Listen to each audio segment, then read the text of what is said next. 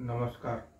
आज आठवड्याच्या शेवटच्या कामकाजाच्या दिवशी सकाळी शेअर मार्केट सुरू झाल्यावर पहिली काही मिनिटं तेजी होती, त्यानंतर मात्र दिवसभर घसरण सुरू होती।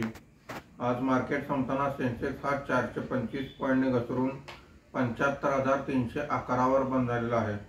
निफ्टी हा 117 पॉईंटने घसरून 22,796 वर बंद झालेला आहे।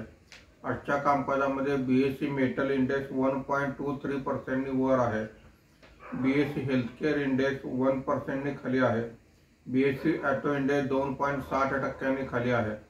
बीएसई मिड कॅप इंडेक्स 1.11% आणि स्मॉल कॅप इंडेक्स 0.43% खाली आहेत। आजच्या कामकाजामध्ये निफ्टीमध्ये वाढलेले मुख्य शेअर्स पुढील प्रमाणे: Hindalco 2.31%, Tata steel 1.97%, SBI life insurance 1.74%, Eicher motor 1.51% अशी वाढ आहे। आज निफ्टीमध्ये घसरलेले मुख्य शेअर्स पुढील प्रमाणे: Mahindra and Mahindra 5.99%, BPCL 2.82%, Adani port 2.56%, Tata Motors 2.41% असे घसरण आहे।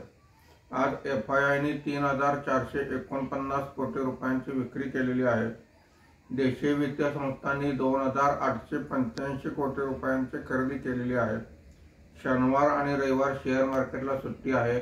सोमवारी परत भेटूया। धन्यवाद।